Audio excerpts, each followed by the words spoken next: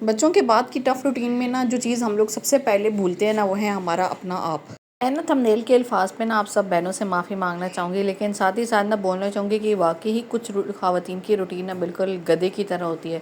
यानी सुबह से शाम न हो जाती है और उनको अपने लिए वक्त नहीं मिलता है। अस्सलाम वालेकुम, welcome back to my channel. उम्मीद करती हूँ सारी यूट्यूब फैमिली बिल्कुल ठीक ठाक होगी। अल्हम्दुलिल्लाह मैं भी पहले से बेहतर हूँ। अल्लाह का लाख शुक्र है कि मेरे सी सेक्शन के बाद के 40 दिन अल्लाह का लाख शुक्र है कि पूरे हो चुके हैं। और बस इन 40 दिन की ना रूटीन बड़ी टफ़ थी। घरदारी थी, घर था, मैं थी और मेरे बच्चे थे बस। यानी इसके अलावा ना किसी चीज़ के लिए ना ही टाइम मिल रहा था और ना ही ना मैं खुद जो है ना किसी चीज़ को कह सकते हैं कि अपनी ज़िंदगी में ऐड ऑन करी थी। उसकी वजह ये थी कि मैं पूरा का पूरा टाइम जो है ना अपने बेटी को देना चाह रही थी और साथ ही साथ ना मैं इस टाइम पीरियड को एंजॉय करना चाह रही थी बेसिकली जो मेरे ऊपर आया हुआ था। मुझे लगता है कि ज़िंदगी में ना चाहे जितना भी आपके पास टफ़ टाइम क्यों ना, जैसे कि मैं आपको बताऊँ तो अगर सी सेक्शन का टाइम था या उससे पहले की जो रूटीन थी यानी प्रेगनेंसी का ओवरऑल जो एक टाइम पीरियड होता है कई ख़वातीन के लिए बड़ा टफ़ होता है। तो उसमें ये होता है ना कि वो ना एंजॉय मैं कहती हूँ कि उस चीज़ को ना मेमोरेबल बनाएं, एंजॉय करें उस टाइम पीरियड को। एक मतलब कुछ चीज़ ख़वातीन ना उस चीज़ों को बहुत ज़्यादा अपने ऊपर सवार कर लेती हैं, टेंशन लेती हैं और बड़ा मुश्किल उनको वो फेज़ लग रहा होता है ना।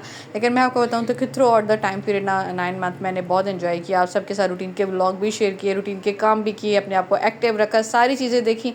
लेकिन इसके साथ साथ जनाब मतलब सब कुछ मैनेज किया अल्हम्दुलिल्लाह से। तो उसके बाद फिर जनाब आ गया था सी सेक्शन के बाद के भी आप मेरे रूटीन के व्लॉग तो देखती रहे। यानी अपना आप फ़ौरन से फ़ौरन कोशिश किया कि खड़े। और मैं आपको बताऊँ तो सी सेक्शन से पहले ना मुझे जिस चीज़ की सबसे ज़्यादा टेंशन थी ना वो यही थी कि कब मैं अपने रूटीन के कामों पे अपने रूटीन के उसके ऊपर वापस आऊँगी और मैं अपने घर को दोबारा उसी तरीके से संभाल सकूँगी जिस तरह से मैं संभालती हूँ। यानी गर्दारी वाली जो औरत होती है ना उसको सुकून नहीं आता बिल्कुल। तो मैं भी उन्हीं ख़वातीन में से आप कह सकते हैं वही चीज़ जिनको और जो मैंने ना वो कहते हैं ना कि थंबनेल के ऊपर मेंशन किया हुआ है, बस उसी तरह की रूटीन मैंने अपनी बनाई हुई होती है। लेकिन इसके साथ साथ ना मुझे लगता है कि ज़रूरी ये भी होता है ना कि आप ना सिर्फ गर्दारी में अच्छे हों, मैं कहती हूँ समझदारी तो आपकी ये है कि आप घर में भी अच्छे हों, आपकी रूटीन भी नॉर्मल रहे, आप बच्चों पे भी तवज्जो दें और उसके साथ साथ सबसे इम्पोर्टेंट चीज़ कि आप अपने लिए भी वक्त निकालें। तो बहरहाल जनाब सबसे पहले तो मेरी प्यारी प्यारी बहनें जो चैनल पे पहली मर्तबा आई हैं, वीडियो पहली मर्तबा वॉच कर रही हैं, आप सबकी मोहब्बत का बहुत शुक्रिया। और वो मेरी प्यारी बहनें जो आके बहुत प्यारे प्यारे से कमेंट करती हैं और डेली व्लॉग्स पे कर रही होती हैं, आप सबकी मोहब्बत का भी बहुत ज़्यादा शुक्रिया।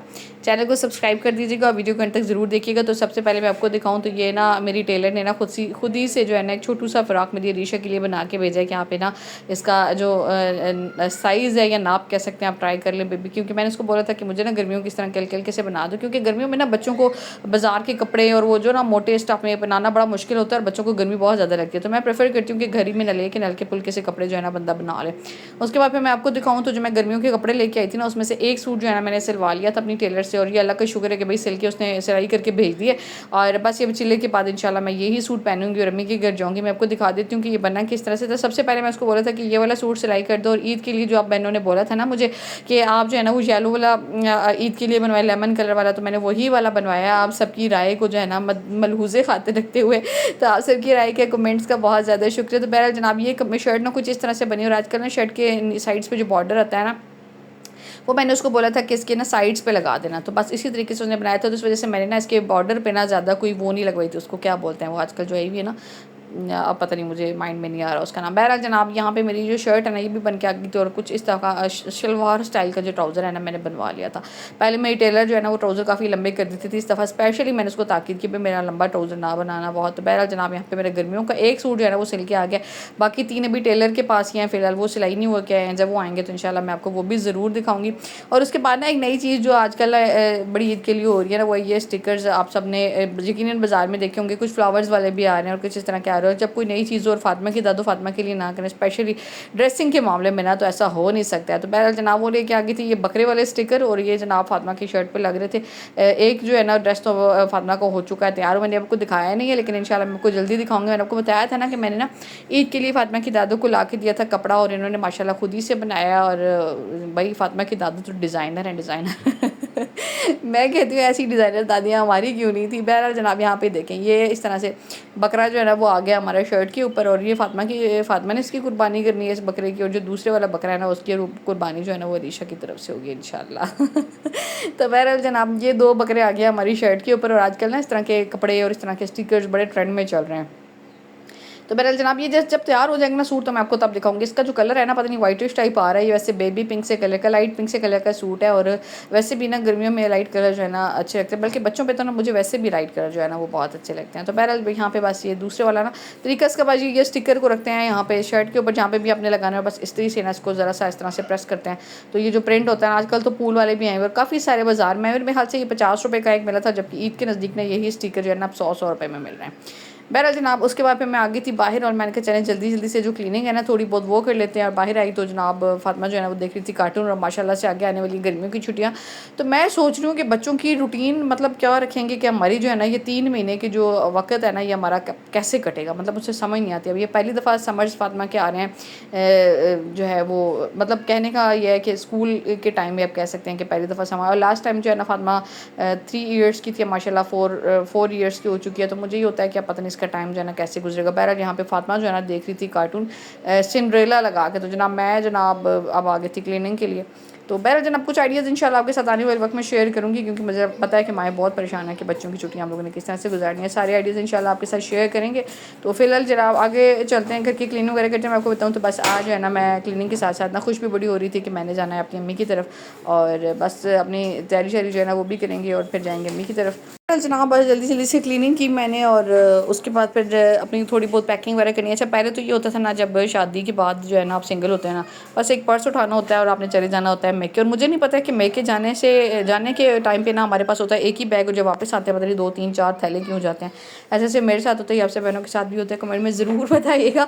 उसके बाद फिर मैं आगे थी जनाब अपने पेडिक्योर के लिए, और मैंने ना बस पेडिक्योर के लिए डाला था पानी, और इसमें थोड़ा सी शैम्पू डाला था, बॉडी वॉश डाला था, थोड़ा सा नमक डाला था, और गर्म पानी डाल के ना बस मैंने साथ ही ना कुछ फेशियल वाली जो क्रीम्स वगैरह ना वो उठा के रख ली थी। मैंने कहा चले साथ साथ मसाज करेंगे अपने पाँव का अच्छे तरीके से, और साथ साथ जनाब पाँव जो है ना अच्छे तरीके से अपने धो लेंगे। गर्मियों में ना पाँव बड़े ख़राब हो जाते हैं, ड्राइनेस वगैरह भी काफ़ी ज़्यादा हो जाती है। और मैं ना आप सब बहनों के साथ एड़ियों के लिए ना फटी एड़ियों के लिए स्पेशली 2 3 मरतबा क्रीम्स और टोटका वगैरह शेयर कर चुकी हूँ। अगर आप बहनों को चाहिए तो मुझे ज़रूर बताइएगा। वक्तन फ़वक्तन जो है ना मैं आपके साथ ऐसे आइडिया शेयर करती रहती हूँ जिससे आप बहनों को फ़ायदा हो।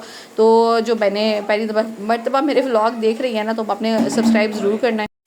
बस मैं आ गई थी बाहर, और अपने जल्दी से बस पाँव शाँव जो है ना इसमें रखेंगे, गर्म पानी में धो लेंगे। और मैं ना साथ में फातिमा को भी इस टाइम पे ना काम में लगा रही थी। मैंने कहा चलें इसका भी टाइम जो है ना वो कट जाएगा, क्योंकि बच्चों का ना टाइम स्पेशली इतने बच्चों का ना गुजारना बड़ा मुश्किल होता है। ये ना हर 10 15 मिनट के बाद मुझे कह रही होती है कि मामा मैं बोर हो रही हूँ। तो ऐसे बच्चों को मसरूफ़ रखना भी बड़ा मुश्किल होता है। बहरहाल मैंने फातिमा से बोला कि चलो आ जाओ पाँव अपने भी धो, बल्कि मैंने उसको बोला था कि मेरे पाँव धो। एट द एंड हुआ क्या कि जनाब ये मैडम साहिबा ना मेरी गोद में पाँव रख के बैठ गई कि मामा आप मेरे पाँव धोएं। तो बस जनाब यहाँ पे पानी शारी डाला टब के अंदर रख के जो है ना पाँव। अच्छा वैसे भी ना मुझे लगता है कि आपके जिस्म की रिलैक्सेशन के लिए ना बड़ी अच्छी चीज़ है।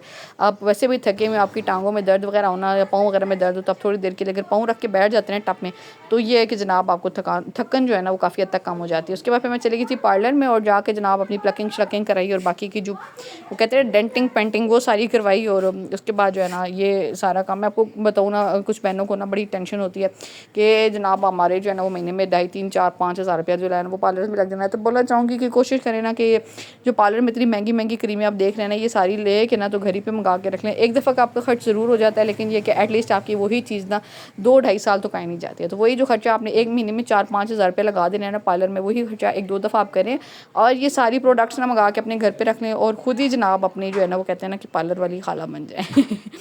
तो ये जनाब मैं फिर साथ में फातिमा के पाँव साथ साथ डबो रही थी पानी में, और साथ साथ जनाब मैं साफ़ कर रही थी। उसके बाद फिर मैंने कहा चलें अब ऐसे करते हैं कि कपड़े शपड़े पैक करते हैं, और फातिमा के और अपने बच्चे के दूसरे वाले के और अपने सारे कपड़े शपड़े रखेंगे, और फिर जाएंगे अम्मी की तरफ, क्योंकि ना लास्ट 40 डेज़ से मैं गई नहीं थी अम्मी की तरफ। तो मैंने कहा चलें अब जाएंगे तो 2 3 दिन रहूँगी मैं अम्मी की तरफ। यहाँ पर मैंने बैग शैग रखा, मैंने कहा जैसे कि शॉपरों में भर के लेके जाए ना, ये छोटा सा बैग है ना इसको तैयार कर लेते हैं। तो करते कराते जनाब छोटी छोटी चीज़ें भी रखते हैं ना तो काफ़ी सामान हो जाता है। तो इस दफ़ा तो खैर वैसे ही ज़्यादा हो गया था, क्योंकि अरिशा के कुछ सूट से, उसके बाद पैम्पर वाइप्स दवाइयाँ फीडर दूध ये वो करते कराते जनाब इतना सारा सामान हो गया था। मैंने कहा चलें इसी बैग के अंदर डालते हैं, एक जोड़ा अपना रखेंगे और उसके बाद कुछ सामान फातिमा का भी रखेंगे। और फातिमा इस दफ़ा बड़ी एक्साइटेड थी, क्योंकि काफ़ी दिनों से ना मैंने फातिमा को भी रोक के रखा हुआ था कि एक ही दफ़ा जाएंगे।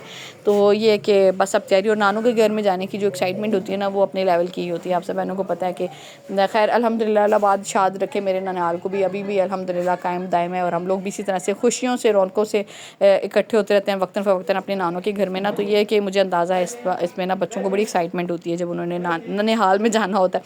बहरहाल अल्लाह ताला सलामत रखे हमारे मैकों को भी, ताकि ये खुशियाँ जो है ना सलामत रहें। बहरहाल जनाब, बस यहाँ पे मैं अपनी करूँगी पैकिंग शैकिंग और जाएंगे अम्मी की तरफ। तो आप सब बहनों से बोलना चाहूँगी ना कि बस घर के कामों में और हर चीज़ में ना हम लोग बहुत ज़्यादा खप जाते हैं। कोशिश क्या करें कि हफ्ते में एक दफ़ा नहीं तो महीने में एक दफ़ा 2 दफ़ा टाइम अपने लिए ज़रूर निकाला करें, जाके अपनी डेंटिंग पेंटिंग करवाएं, थोड़ा ख़ुद को रिलैक्स करें, बालों में रंग लगाएं, पाँव अच्छे तरीके से फटी बेड़ियाँ धोएं, ताकि जो है ना आपका अपने आप से भी जो है ना वो दिल और कहते हैं ना औजार हो जाता है। अक्सर औक़ात हम खुद को भी देख के कह रहे होते हैं कि हम क्या थे और क्या हो गए हैं, हमारे पास अपने लिए वक्त नहीं है, और फिर हम लोग ना चिड़चिड़े भी हो रहे होते हैं, हमें अपने ऊपर एक किस्म का दुख भी हो रहा था। तो उस दुख से बचने के लिए मैं आपको बोलना चाहूँगी कि सारी चीज़ें एक साइड पे, लेकिन अपनी ज़ात को भी मद्देनज़र रखें और अपने आप का भी ख्याल रखें, क्योंकि आप हैं तो आपके शौहर हैं, और आपके शौहर हैं तो आपका घर आबाद और अपने घर में आप सुकून से हैं। वरना अगर आप हम लोग अपना बिल्कुल ख्याल रखना छोड़ देते हैं ना, तो फिर आपको बहुत बेहतर से तरीके से पता है कि मर्द जो होता है ना वो फिर बाहर की तरफ जो है ना वो कहते हैं ना हमारे यहाँ जब गुस्से की लैंग्वेज इस्तेमाल की जाती है, कहते हैं मुँह मारने लग जाता है, तो फिर हमें वो परेशानी हो रही होती है कि भाई ऐसा क्यों हो रहा है। तो अपने आप का ख्याल रखें ताकि आपका मर्द जो है ना वो आपके पास ही रहे, आपका शौहर आपके साथ ही रहे और अच्छी बीवी बन के रहें, क्योंकि आपका बनाओ संगार आपके शौहर के लिए है, जिसमें आपको नेकियां भी मिलती हैं और आपका घर भी सुकून में रहता है। बहरहाल जनाब, बस मैं चली गई थी अम्मी के घर और बस ये रहे मेहमान आए हुए थे अम्मी की तरफ, तो मैंने कहा चलें आपको जाते सार पहले ये दिखाती हूँ। मिलेगी आपके साथ नेक्स्ट वीडियो, नेक्स्ट व्लॉग में। आज की वीडियो यहीं तक थी। उम्मीद करती हूँ आप सब बहनों को आज का व्लॉग पसंद आया होगा। अगर पसंद आए तो लाइक कमेंट से ज़रूर कीजिएगा। नेक्स्ट वीडियो तक अपना बहुत सारा ख्याल रखिएगा, मुझे अपनी दुआ में याद रखिएगा। अल्लाह हाफिज़।